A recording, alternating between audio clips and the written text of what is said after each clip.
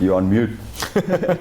You were all about to say that, weren't you? You were all about to say, hey, you're on mute, because it seems to be the way we talk to each other. Hello, I'm Gavin Moffat, and on behalf of the Tarsus Technology Group, Tarsus Distribution and Tarsus On Demand, I'd like to thank you for joining us for this, the third in the Tarsus Engaged webinar series. I'll be the moderator for today's panel discussion, and I'm really curious and excited to see what we have in store over the next hour. The Tarsus Engaged series of webinars are an extension of the purpose of the Tarsus Technology Group, or TTG as it's known to many.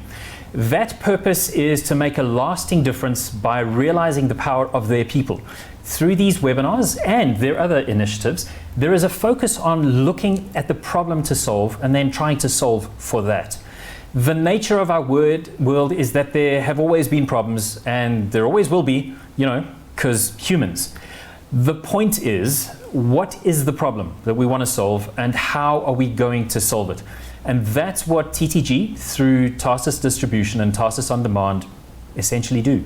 They look at their customers' problems and then do their best to support their customers in finding the best solutions. And because this is 2021, post-2020, it's not just about business, it's about being human and real at the same time. The first Tarsus Engage webinar took place last August, and it was titled Unprecedented Precedents. Provided fascinating insights from Dr. Roelof Botha and the then CEO of TTG, Miles Crisp. At that time, the session helped many of us to solidify that feeling that 2020 was not going to be all doom and gloom. The second one took place on 12 November, where Asanda Sasibo covered the role of technology in the evolution of education with Sanele Majola. He's the executive head of Vuleka Schools.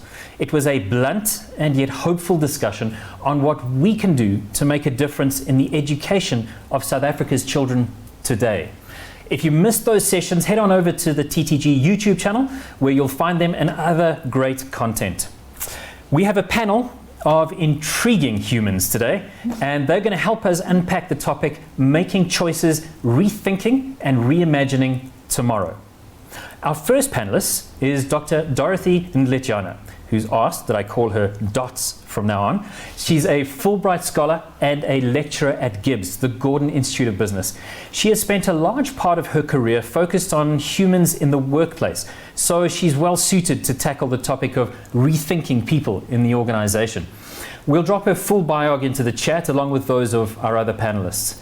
What I find most interesting about Dots, though, is that while she works in the fields of organizational development and transformation, leadership development, adult education, and talent management, what she's really interested in is creating humane organizations. By now, we should all get that humans are really the cornerstone of companies. And the way in which we treat them has a direct impact not only on them, but on our businesses, our customers, and ultimately for you, the bottom line. Our second panelist is Mushambi Mutuma, who has an intriguing three-part approach to just about any business problem he sees. And he refers to it, oddly enough, as the 3 S's. The first part is to solve, as in solve for a problem. The second part is to simplify, as in find the simple solution. The third part is scale, preferably exponentially. And when he talks about it, I've got to be honest, he makes it sound way doable. Way doable. And that's partly why he's here today. He's a CEO, he's worked in incubators and accelerators around the world, and he understands what it takes to contextualize technology to the local environment, and that's important. He also is able to plot tangible roadmaps to implement innovation in the simplest and the most scalable manner. Our final hot seater for today is Anton Herbst. He's the CEO of the Tarsus Technology Group and Tarsus On Demand. He's been around the IT industry, supply chain, cloud services, and tech distribution space pre, through, and post the dot-com bubble and Y2K. So he's paid his school fees. There's a sentence that dates both him and I, and probably many of you watching. While with his strategic hat on, he also has a great understanding which problem needs to be solved, because really that's the starting point.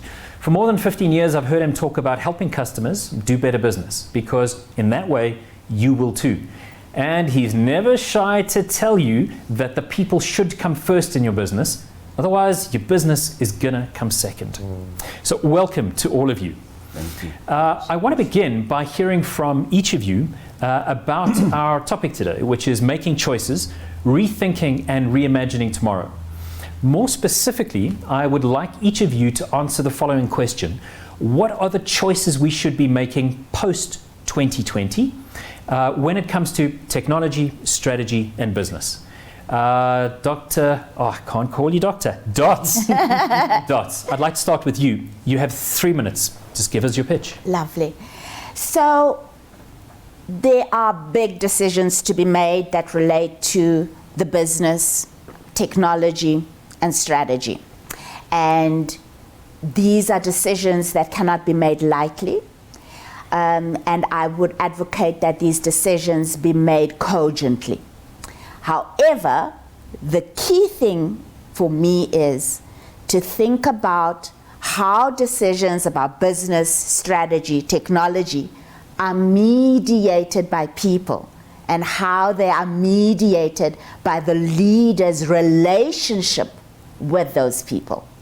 Because I think you can have the best strategy, tech, vision, all of those. But if you don't have an engaged workforce that is ready and willing to partner with you to kind of outperform your competitors in terms of each of those areas, then you are on the back foot. So 2020 was incredibly difficult.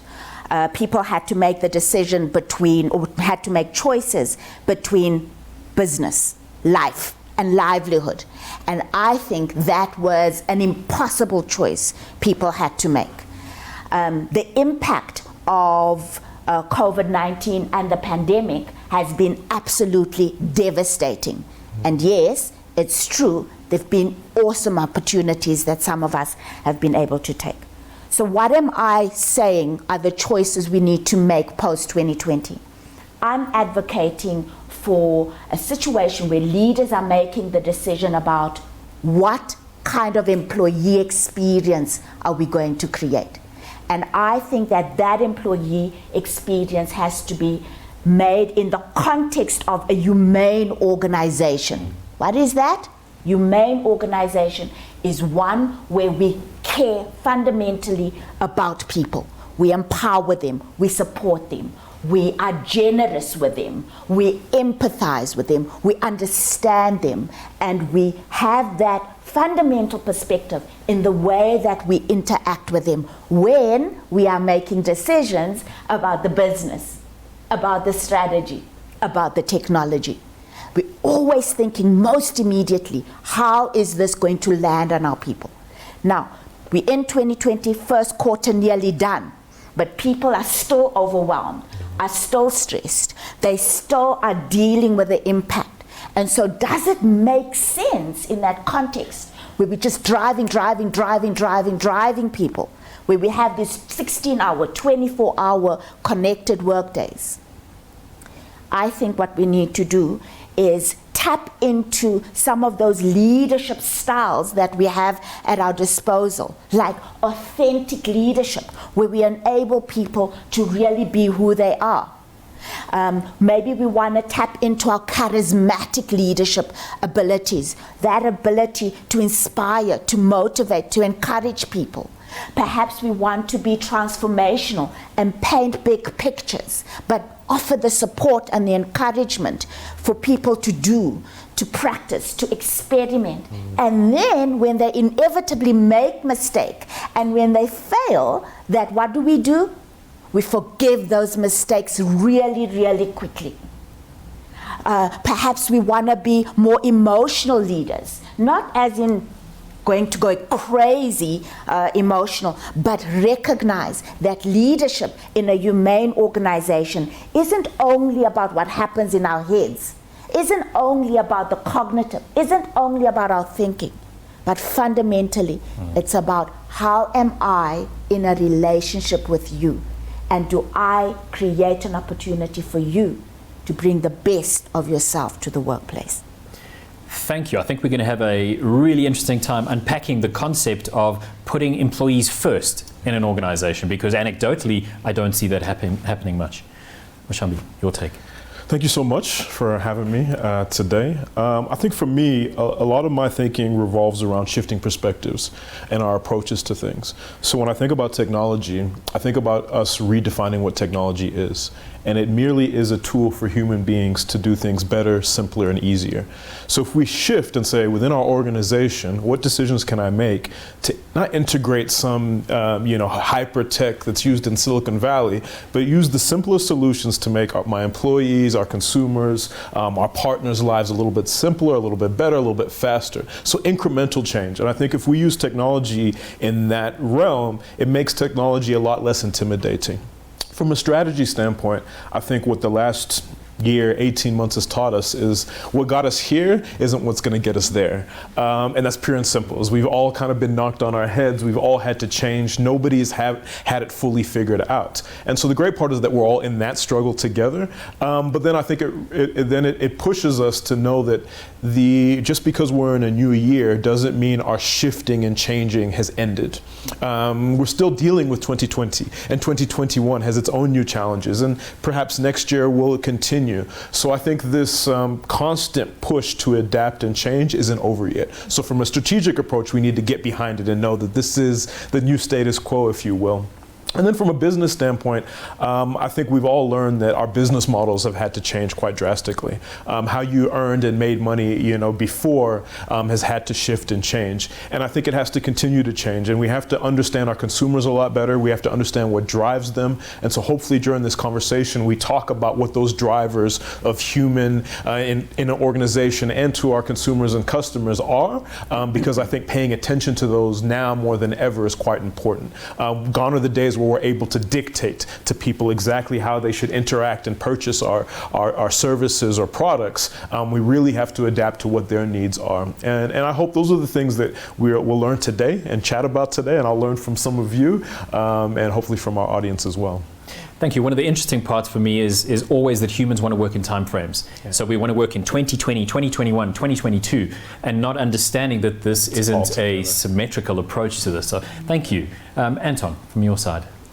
Yeah, I think, we've got sort of two worlds that is still happening at the moment. I think we've got to realize that pre-COVID, we were busy with the transformation process from an industrial economy to a digital economy. And I think in the COVID pandemic, that actually came up front and center in our faces, and we experienced the digital economy because we had to. Yeah. Now, there's always a big transition, because digital transformation in the industrial economy doesn't mean you have to build a digital business there. You've got to make sure that your business gets longevity by applying digital technology to extend and scale your already scaled organization. The other challenge we have is on the digital side is the new digital business model. It works differently. And I think what we need to understand is that people are now somewhere in the middle on a journey between the two. And that creates the uncertainty. So on the one hand, we've got this exponential growth on the one side, and people look at these digital businesses and you see the valuations and you see the impact that they have. And then you look at these industrial businesses and they are being automated. And it's becoming almost dystopian discussion to say, what are we going to do? Instead of changing the rhetoric to saying, in this organization, we can still be humane. But to a certain extent, what the digital environment brings us is it gives us the ability and enablement to make the people that's in the industrial world's lives better. Because if we just talk about automation and productivity and all those good things, then we're just talking about how do we scale efficiency more. But what we can do in those industrial organizations is to start saying, how do we actually bring this technology to bear and unlock the potential that's sitting in the people that's here to actually also be part of this transformational journey. Now, even at the country level, we've got this challenge. We've got a large industrial economy and a digital economy that's nascent. And for us to be relevant on the world stage, we have to make this transformation. If we want to create jobs, we know the industrial economy is going to share jobs. And we need to get this movement going. So all of us it's incumbent on all of us to actually help people along this journey. The way we think about this, and this is a challenge in the industrial economy, is that the hierarchical structures struggles with the way we've got to move forward, because the technology is exponential, organizations on a logarithmic curve, and the gap is widening, and that accentuates the uncertainty. So the choices we're going to make, and if in terms of what we're talking about today, is how do we get comfortable with uncertainty? Now, our brains are saying become predictable, our hearts and our emotions are saying become stable, and this gap is widening. And so I think what we've got to become comfortable with is this massive change that's coming from the unpredictability and the uncertainty, but we can actually lock in to that by being curious and learn from each other, because none of us, I can tell you now, has got the capacity and the capability to learn at the speed of exponential. And so I think we have to collaborate, and we've got to work together to learn together to actually address this challenge. Awesome, thank you. Curiosity, cornerstone of how I like to do things, being curious. It solves a lot of problems doing curiosity. Thank you. We'd love to hear from you. Please engage with each other in the chat. If you have questions, please use the Q&A function to pop those questions in there. That's where we'll be getting our questions from, and we'll cover as many of them as we can. So much has been spoken about resilience over the past year, both for individuals and organizations. The mindset of an individual and the mindset, or possibly even the culture of an organization, are often touted as being a really critical factor in handling what we're talking about, which is uncertainty, change, agility, and rapid response. Dots, do you believe that this is true? And is there one main characteristic for both an individual and a company that allows for them to be better prepared? So I do believe that that statement is accurate, and I loved it when Anton was talking about the key thing that we need is to be able to deal with ambiguity and uncertainty, and that's also captured in that statement. And so I think that one of the key things in which we think about resilience is that absolutely it is about the rebounding, it is about the relearning, it is about the learning and adjusting really, really quickly. And yet, resilience is much more than that.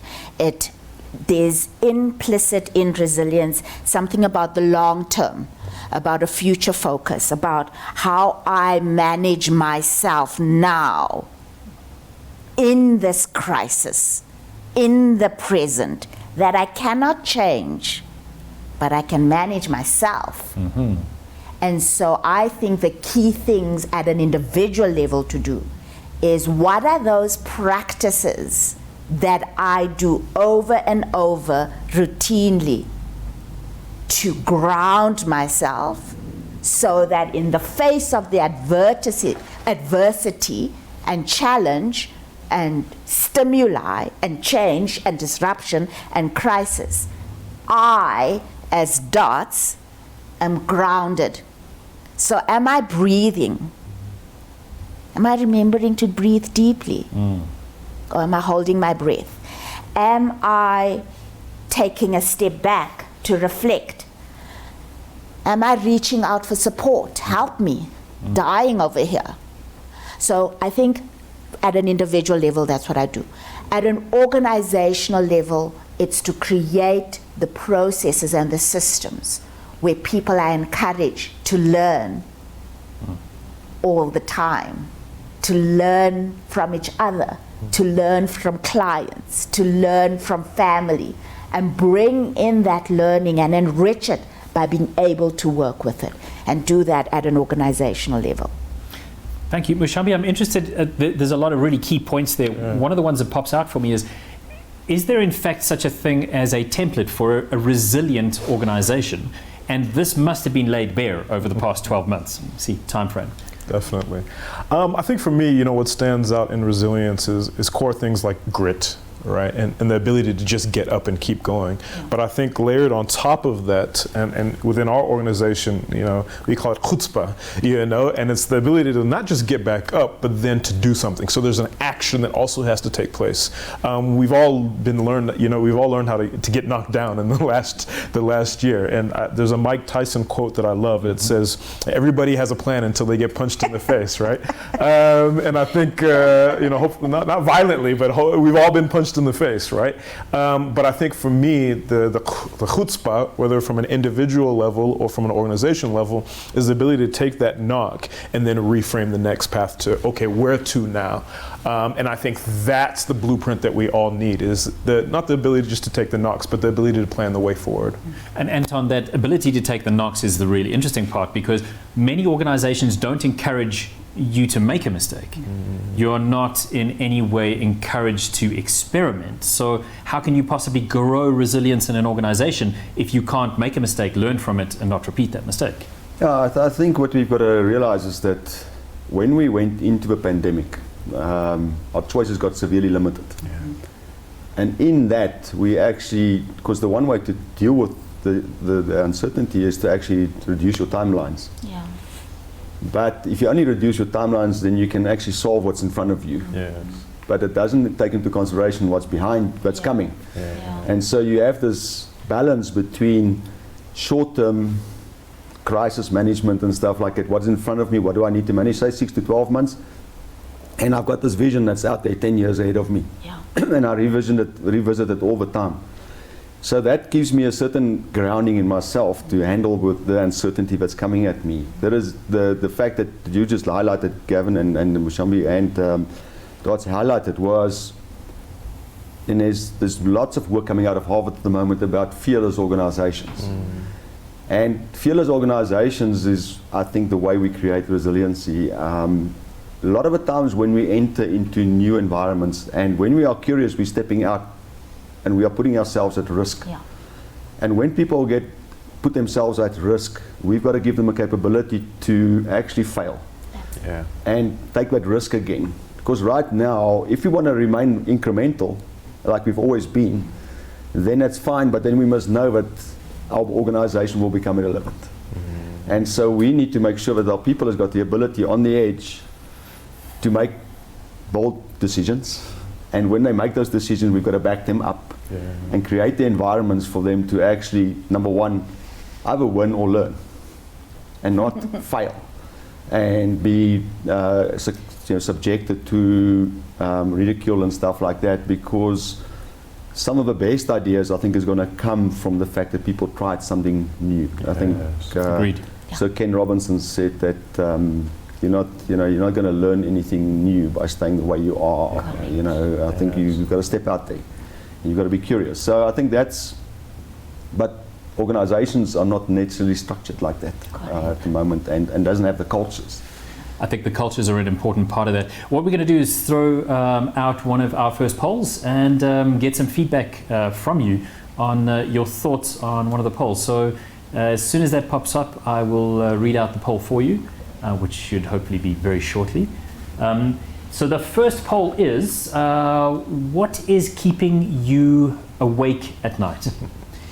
And I think that's a question that's actually been written a lot about. But we'd like to find out what's keeping you awake at night about your business. So obviously it's business-based. And your options are people, technology, strategy, customers, cash flow. I'd love to see your thoughts on that, and we can reflect on that. Dots, the students that you have are obviously business people. What are you finding that's keeping them awake at night? What are the things that makes them think twice about getting up and going to work in the morning? Overwhelm. So it's not even any of the things that are on that list? It is some of those things, but they worry a lot about customers. They have huge concerns about their teams. But it's the workload. It's the volume. It's the complexity of it. It's system and technology failures. And all of that lands on someone who is pursuing graduate study, is homeschooling children, is taking care of a sick parent, is not getting along with line manager, is working in a culture that might not be supportive. And so what are my students struggling with the most? Overwhelm. Overwhelm. I'm responsible for all these things. I don't have the authority that I need. I don't have the autonomy to change things the way that I'd like to. And yet, after all of that, there's someone at the end who's saying to me, what have you got done today? Absolutely, and there's more of that. Yeah. Now that the command and control structure has disappeared, there's a lot more of that. I'm interested to see that obviously the past 12 months and work from home have for many people created this always on lifestyle, 24/7, I'm there all the time.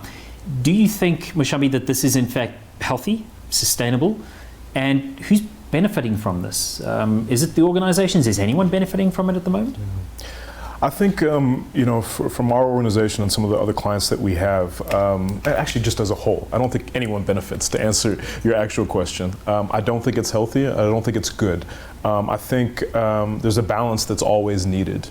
I think when we first had the first level lockdown, I think there was an uptick in efficiency and productivity because we're all getting settled in new environments, working from home. And once people got comfortable, there was a lot of accountability of what are you doing? It's the first time I've gone for weeks without seeing you at your desk and clocking in. So what are you doing? And I think there was a hyper productivity.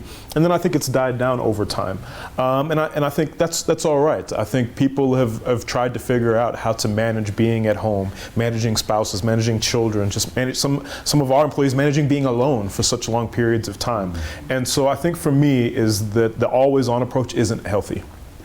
We have to have barriers to life. And, Anton was mentioning the other day when we were chatting about, turning off WhatsApp for official business communications. And that's an excellent tool to just make sure that, that's a private space for you. We're not going to interrupt it. You don't have to worry about us invading that space, because I think, especially in a culture of high achievers, is that you also have employees that don't want to switch off. They want to be there. They want to keep performing. And you also have to sometimes remind them to take a load off. And I think that the onus is on us as leaders, as managers, as owners of business, to shift that, because I think there has to be something that's a little bit more important, and that's their actual well-being, more than their high efficiency and operations, if you will. Gotcha. Thank you. We're just going to have a look at the poll results.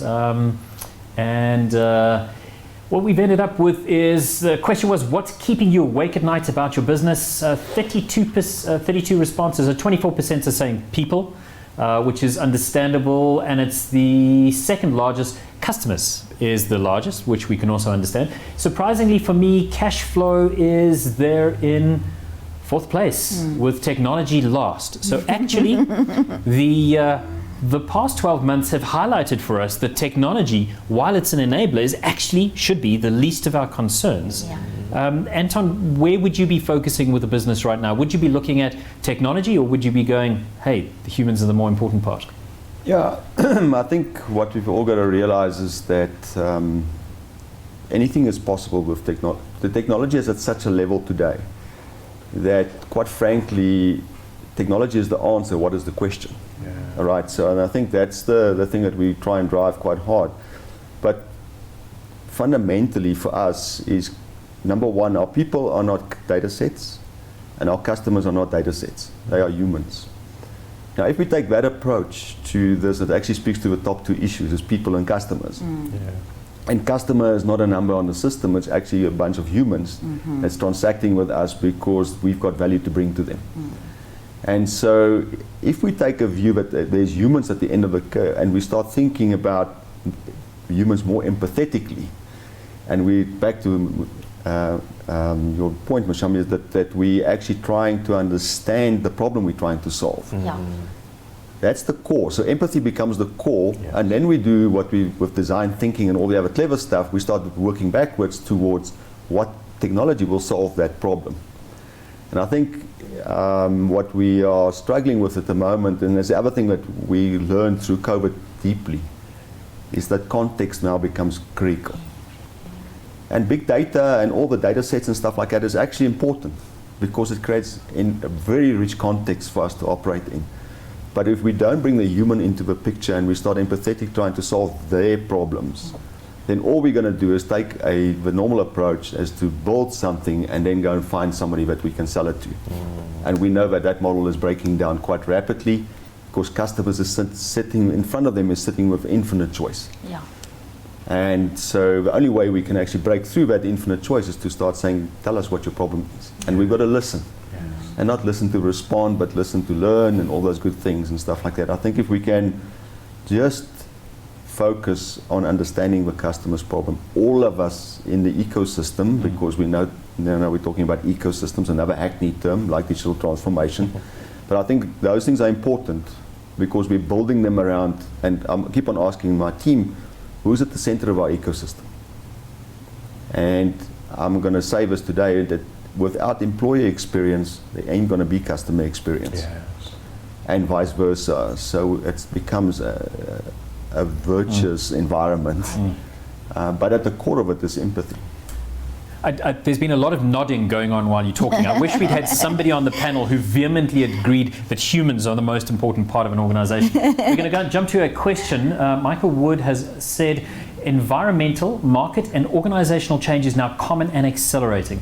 Disciplines like organizational development advocate that change management is important. His hypothesis is that business management has become synonymous with change management.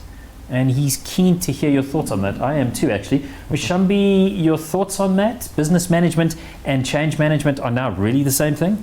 I think so, because I think to our first points around the room is that understanding that change is inevitable, right? And so, in order to survive in business, you have to survive constant and steady, and not even steady, constant change, And so, I think for me is in our organization in particular, that's weekly.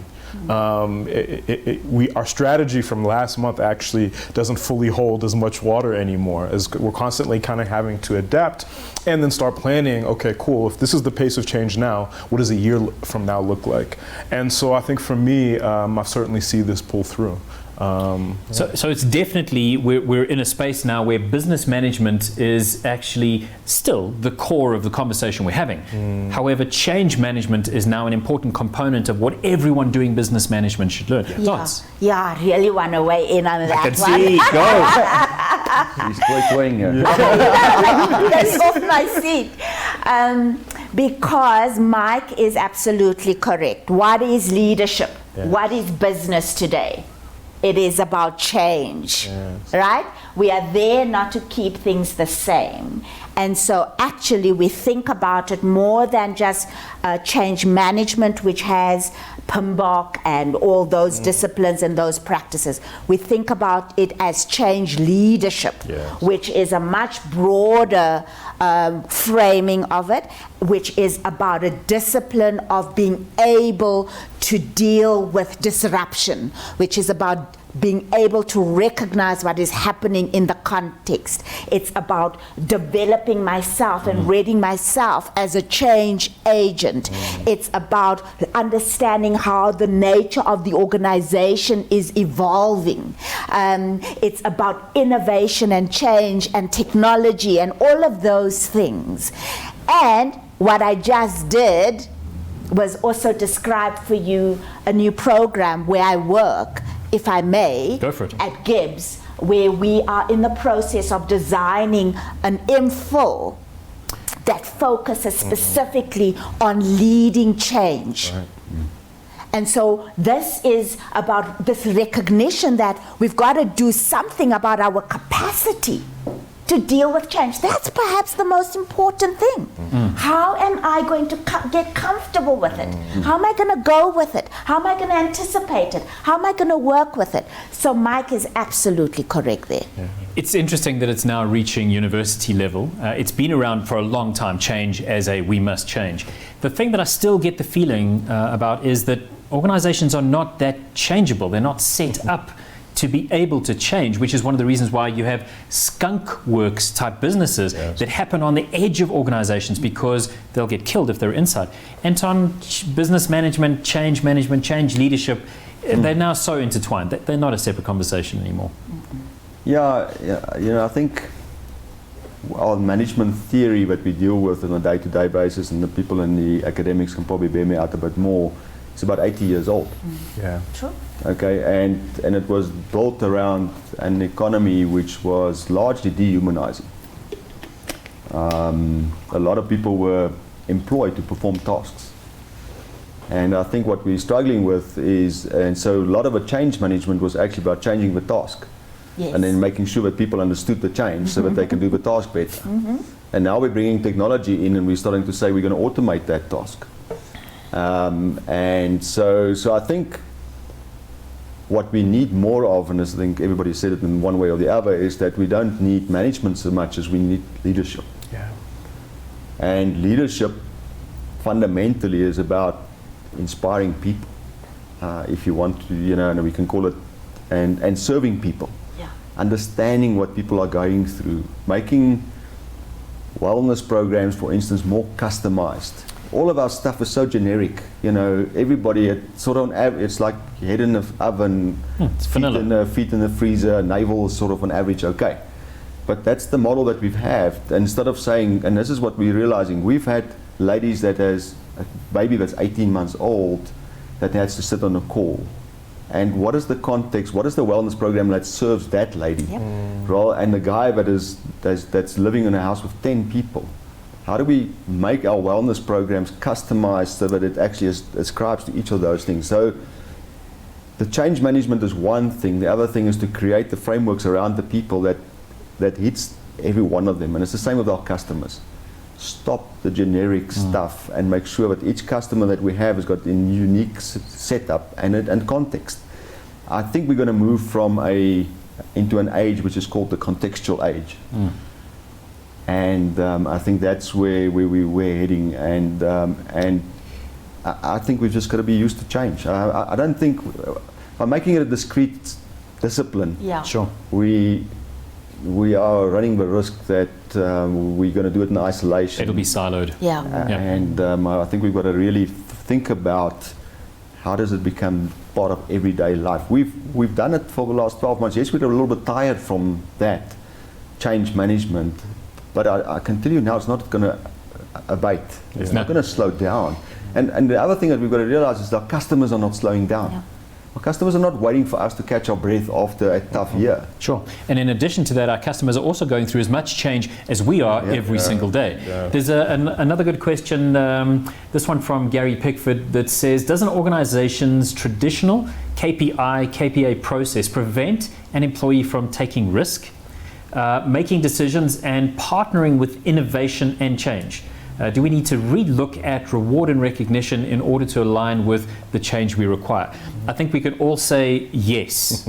So, Doctor, I'd like your view on that, because taking risk is part of change. Yep. It's part of uncertainty, and some form of responsibility has to be handed to an employee to say, you are empowered to take the necessary risks to do your job. Correct.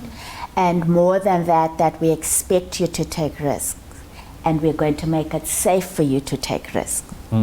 Because And there's a space you have to create within an organization to do that. absolutely, How do you do that? absolutely. That's a leadership down thing. Correct. So this question lives in the organizational culture. What is the culture? Is the culture we've come to work to do a task and do the task better?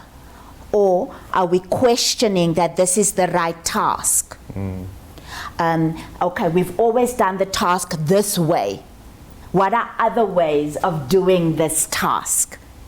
That is really the exploration here.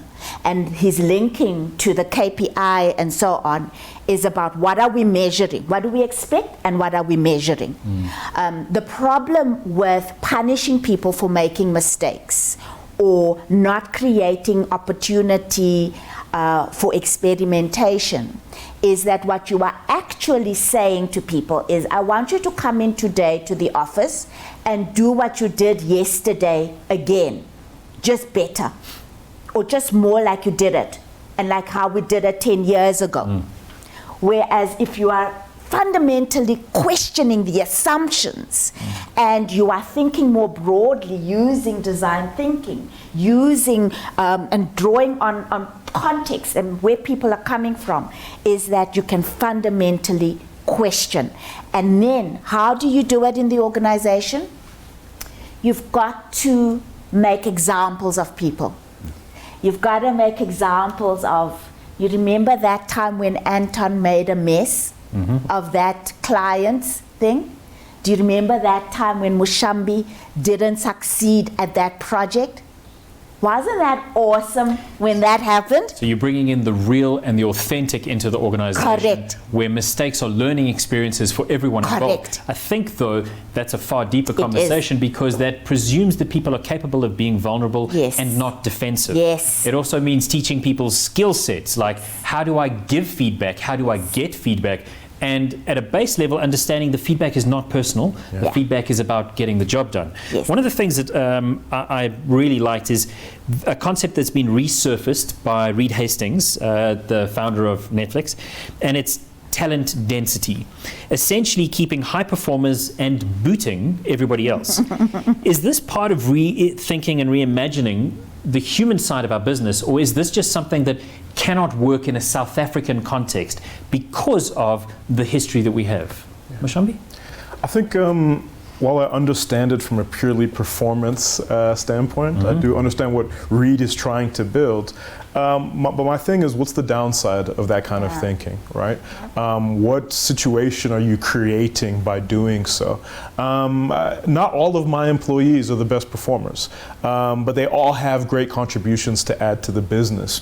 And I think that's what we need to understand, is that what kind of organization are we trying to build? What impact are we trying to actually lead with and leave behind to our customers? It can't just be purely about efficiency and productivity. That looks great on the balance sheet, but I don't think it leads to sustainability. And I think you want an all-encompassing work environment, right? Where you can have some efficiency and productivity, but we can also have a fun time working here 10, 12 hours a day, spending so much time of our waking hours together. Is how do we do that in the most healthy manner? Because I think for me, employees that are healthy, employees that are happy, employees that are fairly compensated, that are rewarded, that are incentivized, end up being really high-performing employees and impactful employees and profitable employees. And I think so it's more than just merely on performance. So that talks to an interesting thing now around employee value proposition. And the fact that employee value propositions now are going to have to change, because suddenly it becomes a conversation around where am I going to be in 5 years' time if I want to move out of the Joburg office space? We have to treat employees differently. Anton, how do you think the past 12 months is changing organizations' views of EVPs? Yeah, look, I think fundamentally the reason why we've got employee value propositions is to number one, retain the talent that we've got, and number two, attract the talent that we need to go forward. What I'm seeing at the moment, and especially in the tech space, is that we're now having to start to import talent from overseas because we're not generating enough talent at the cutting edge.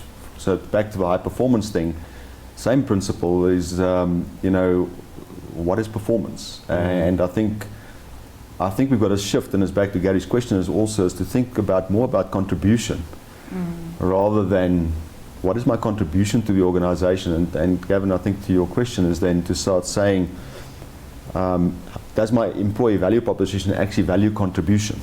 And what do I need to improve your contribution? And if that's your measure, does it attract talent from outside? It's not about tick boxes. It's actually fundamentally about what does the organization stand for? What is our purpose? Do people want to come to work every day because they believe in our purpose? Not because of and I think that's the thing that we're trying to get through now with this whole, people are still obsessed about two things. They're obsessed about being right, and they're obsessed about titles. And both of those are being obliterated by the uncertainty, quite frankly. Because my construct for this is to start saying, you could have, depending on the contribution you're making, you could have a different role on a daily basis. And do you want that rich environment, or do you want to go back to doing the same task over and over again? And I think that sounds like two polar worlds, but that is the reality. Yeah. We're down to our last couple of questions, and one of them that I find quite interesting is Ingrid Lotzer says, whilst HBR and other international scholarly organizations are talking about fearless organizations that we referenced, is this realistic in South Africa and Africa in our based organizations? Our cultures seem to be deeply grounded in being fear-based. And where do you start building a fearless organization in our command and control structures? I Quick think response? the answer lies somewhere in what Mushambi was saying earlier on when he was talking about mindsets. Right. The opportunity that we've had from COVID and the pandemic and the resulting lockdown is that it has opened up a space to rethink what we always thought. Right? So who would have known that the finance department and IT technicians can work from home? Well, those people in the finance department and the IT technicians have always known they could work from home. They knew it. We didn't bother to listen to them. It took a pandemic. It took a fundamental cutting us off at the knees, shaking us like this, for us to be able to relook. And so I think Ingrid points us to the right direction, because what her question is about is, can we fundamentally rethink who we are, how we are, why we are, the way that we are, and then reposition. Right. And that perfectly addresses the continuation of another question that we have, which we're not going to have time to cover, which is, isn't there a massive shift requirement in terms of trust, maturity, and EQ in order to become organizations like this? Thanks for that question, Tim Proom. I'd love to go into that, but that is a really deep dive question. EQ in organizations is quite a topic to cover. One thing I did want to ask was, considering we are South Africa and we are a developing nation, not a first world country, what do you think the elephants in the room are that have been exposed by the past 12 months? What are the iniquities that we have finally had put in our faces by the past 12 months? Mushambi? I think, from my perspective, is what I've seen, what we learned is that the businesses that weren't actually tech enabled, the businesses that maybe touted that and touted how innovative they were, that weren't. I mean, I remember partnering with quite a large organization that had over 30,000 employees. And when the first lockdown hit, they had no plan for how to send everyone home. No infrastructure, no plan at all. And it was quite shocking to see such a large organization have those kind of challenges. But I think, so what it taught is that there's technical gaps in the way we do business. There's operational systems that were in place. But I think the thing is, I don't think that was just unique to us as South Africans. I think we've seen that all over the world, that no one really had a plan. I saw an interview last week with the CEO of Facebook, and she said when Mark Zuckerberg walked in the room in January and said, we're going to have to shut down and send everybody home, she said, that's nonsense. And that's Facebook. So she said, absolutely not. We will not do such a thing. And so if you think of, one of the most innovative brands that we think about still having the same struggles, I think it makes me feel a little bit better that we've all had that elephant. Thank you. A quick one, Anton. Yeah, I think the fundamental of the starkness that came through South Africa is that technology is now concentrating the wealth in fewer hands even. And the inequality came through starkly in COVID. We lost 2.2 million the jobs in COVID, and we've put 6.5 million more people into the 18.5 million already on a grant. That's the true reality. It sounds like a political statement, it's not. And if we don't close that divide, we're going to have chaos in our country. And I think it's incumbent on all of us to start helping people on that journey. And all of us has got a big job to do, to take people, because if another pandemic hits us, are we going to have the same and more? And I think you're right, that not everybody was ready. Some people were ready, but I think it's even more brutal. I think that what you said, the cornerstone of what you said there, is that there's an absolutism there. All of us are going to have to do something. Yes. We can't have certain individuals doing something. Everyone is going to have to contribute top to bottom. Can't wait for govern. No, we can't. We have to govern ourselves individually. So I'd like to wrap up and give you each 1 minute just to give us your thoughts, key takeouts, and an action if you have one from today's conversation. I think that the rate of change is going to continue. It's going to be exponential. Employees are going to continue to feel overwhelmed and distressed, and they're going to have to make these difficult choices. Productivity matters enormously, and that's why a humane-centered way of dealing with employees is what is going to be the solution. Do not mistake being humane-centered for not being action-oriented or for not wanting excellence or productivity. In fact, you will get productivity, excellence, delivery when you really connect with people and really care for them and support them. I'm glad you managed to get humane organisation in again. Well done. Right. And I would love to have had more time to unpack that, possibly in a future session. Shambi, your takeout. I think for me, it kind of echoes the same thing as Doug here, is that we had an entire conversation about technology in the future, and we didn't spend a lot of time talking about technology itself. And I'm okay with that, because I think what underpins it all is the human condition, right? And where we all stand, and the ability that we all have to kind of further entrench ourselves in understanding our employees, our partners, and our customers. And I think for me, that level of understanding will actually help us predict future technology. And I think hopefully that's another future conversation that we can have as well. But I think for me is that the more you understand humans, the more you can actually predict the future. And I think that was echoed in the conversation that we had today. And predict that future under the understanding that it's uncertain and full of change. Yeah. Anton, you'll wrap up. Yeah, for me, we've never been at a better time to make a profound difference in people's lives. And we can. I truly believe that we can make a profound difference in people's lives with the technology that's available. But let's not just do it for technology's sake. Let's do it for bettering people's lives, improving lives all across the gamut, making sure that we intersect, because I'm a strategist. My job continuously is to make sure that what we're doing today is going to intersect the future somewhere ahead. And so we can watch the trends and we can do all those things, but we've got to do a lot of groundwork at the moment to make sure our people is ready to actually intersect that future. And I think we haven't spent enough time on developing and growing our people to be ready and to let them sit comfortably in uncertainty, and safely in that comfort. And I think and we've got a big job to do, because there's a lot of people that's outside the net. We do have a big job, but there are four very enthusiastic people here talking about doing the job, which is fantastic. Yep. So thank you to each of you. I'd like to thank you for sharing with us your passion, your insights, your knowledge, and practical insights. Love it. Thank you very much. Thank you for joining us. We hope you were as engaged in this conversation as we were and enjoyed it as much as we did. We're not done with the good stuff yet, so don't leave because you think that all that remains is admin.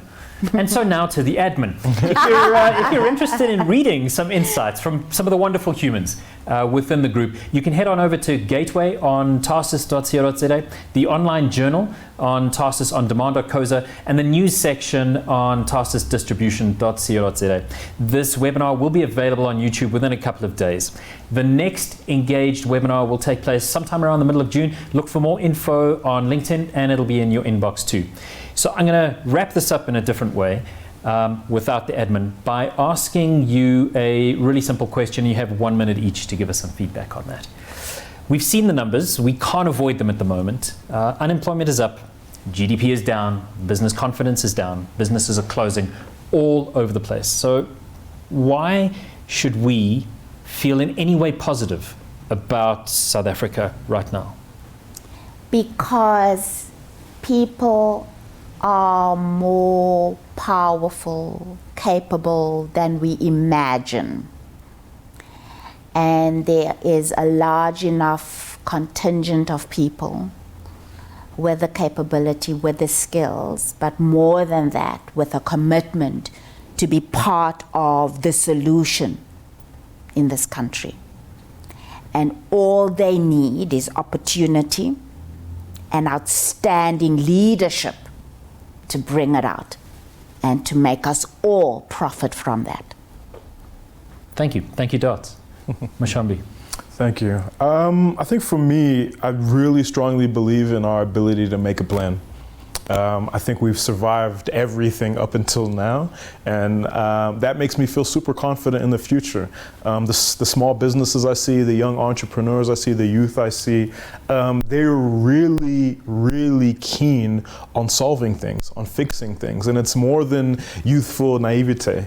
It's a real passion. And it's being met with, the skills and the development there. So I really believe in that. So I'm excited to see it. You see sprinkles of it.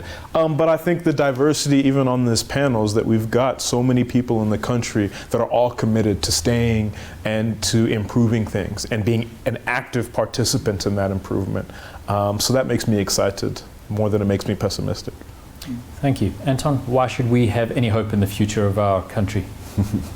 Yeah, I think the challenge we have is that when we look at it from the top down and we look at it at an aggregated level, like a GDP number is an aggregated number of all the hard work that gets done on a daily basis in this country. And it pops out as a GDP number.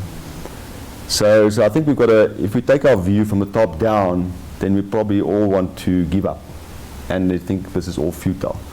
If we, however, drop down onto the ground and we start looking at the differences. COVID, for me, the biggest striking thing about COVID was the extraordinary acts from ordinary people made the biggest difference in our country by far.